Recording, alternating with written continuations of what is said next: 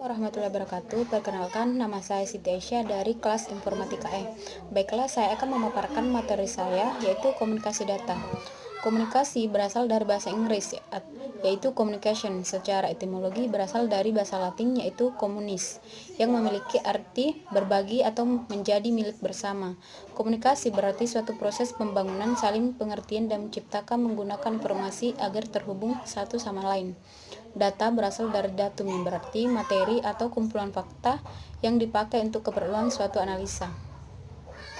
Komunikasi data adalah pertukaran data antara dua perangkat melalui media transmisi tertentu. Contohnya yaitu kabel. Untuk data menggunakan transmisi elektronik biasanya disebut dengan istilah komunikasi data. Data adalah informasi yang disajikan oleh isyarat angka, yaitu biner, yaitu 0 dan 1. Macam-macam komunikasi data. Yang pertama itu terestrial. Komunikasi data terestrial yaitu komunikasi data yang menggunakan media kabel sebagai aksesnya, sehingga membutuhkan biaya yang cukup tinggi untuk membangun infrastruktur jenis ini. Nah, yang kedua yaitu jenis komunikasi data satelit, yaitu dapat dilakukan dengan menggunakan satelit sebagai aksesnya.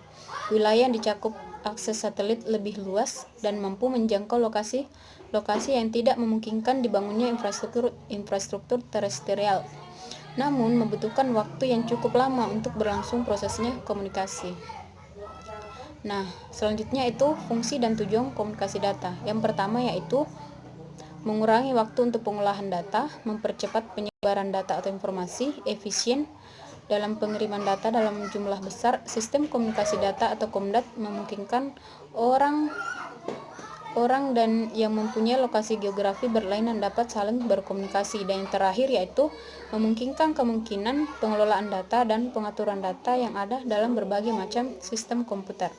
Oke, materi selanjutnya akan dipaparkan oleh teman saya. Assalamualaikum warahmatullahi wabarakatuh. Nama saya Tuti Alabiah dari Informatika E. Nah, baiklah, saya akan melanjutkan hasil pemaparan materi dari teman saya, yaitu bentuk sistem komunikasi data. Nah, di sini bentuk sistem komunikasi datanya terbagi atas dua, yaitu offline communication system dan online communication system. Nah, untuk online communication systemnya terbagi atas 5, yaitu yang pertama remote job entry system, yang kedua real time system, yang ketiga time sharing system, yang keempat client server system, dan yang terakhir adalah distributed data processing system. Nah, untuk model komunikasi datanya tersendiri itu terbagi atas 3.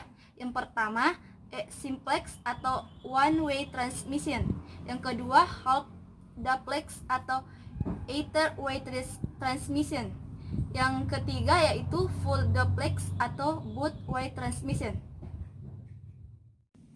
Baiklah, saya akan menjelaskan tentang apa itu simplex. Nah, di sini simplex yang dimaksud di sini adalah media komunikasi antara pengirim dan penerima yang bersifat satu arah, di mana sisi pengirim hanya berfungsi sebagai pengirim informasi, sedangkan sisi penerima berfungsi sebagai penerima. Nah, untuk half duplexnya yang dimaksud di sini yaitu suatu metode komunikasi yang dapat dilakukan dua arah secara bergantian atau waktu tidak sama. Nah, untuk yang ketiga yaitu full duplex, di sini yang dimaksud adalah suatu metode yang digunakan pada komunikasi untuk dua arah secara terus-menerus,